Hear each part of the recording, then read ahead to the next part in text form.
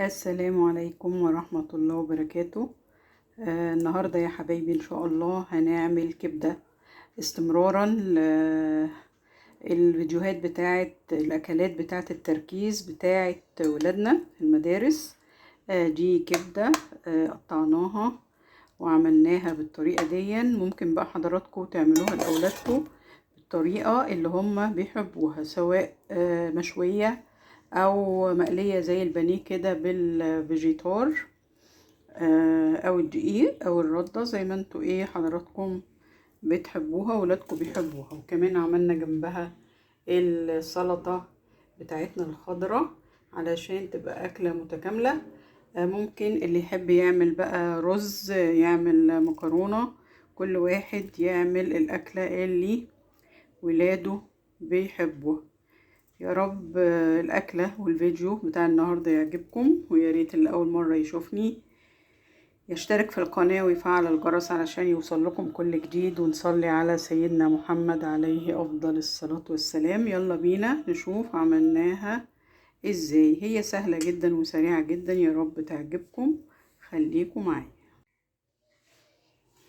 أهلا وسهلا. تعالوا بقى نشوف هنعمل الكبدة بتاعتنا ازاي. زي ما قلنا طبعا الكبدة من الاكلات اللي كلها حديد، وبتفيد ولادنا في الفترة دي من الدراسة، وتساعدهم على ان هم يركزوا كويس. جبنا الكبدة بتاعتنا وقطعناها زي ما انتم شايفين كده.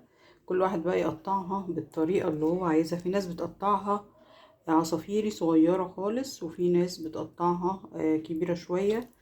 فكل واحد يا جماعة يقطع الكبدة زي ما هو عايز، بالكمية برضو على حسب الأعداد الناس اللي هتاكل. وجهزنا الصينية بتاعتنا اللي هنعمل فيها، وحطينا فيها المادة الدهنية بتاعتنا. وخدوا بالكم ما ننزلش الكبدة غير لما المادة الدهنية بتاعتنا تسخن، علشان الكبدة ما تنشفش. نحط حتة كده لسه طالما ما عملتش صوت.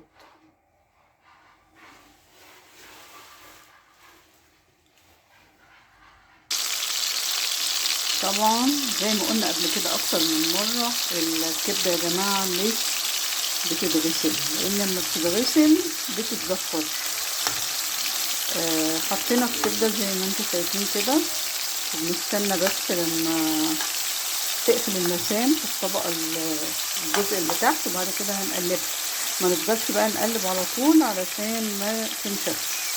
يا ريت اللي اول مرة يشوفني يشترك في القناة ويفعل الجرس علشان يوصل لكم كل جديد، ونصلي على سيدنا محمد عليه افضل الصلاة والسلام. ممكن يا جماعة في المرحلة دي نبدأ نقلب. على فكرة الكبدة ما بتاخدش وقت خالص على النار، فلازم نبقى واقفين جنبها اول باول نتابعها. بس قلبناها مرة نسيبها بقى تاني كده برضه علشان ما تنزلش المية بتاعتها.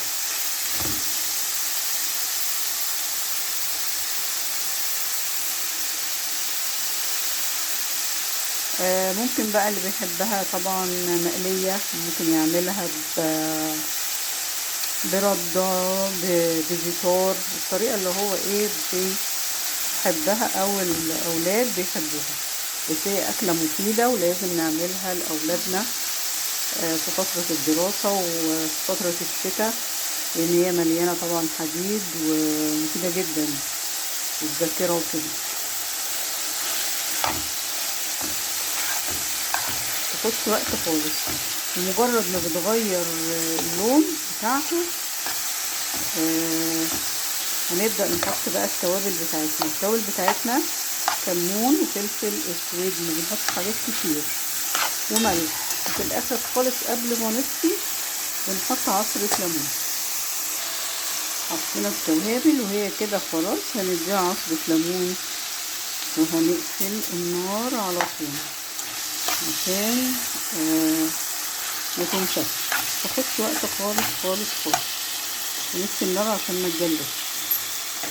وكمان عملنا يا جماعة السلطة الخضراء دي الجميلة دي، لسه هنحط لها بقى التوابل بتاعتها بس ساعة الاكل علشان ما تنزلش ميه بتاعتها.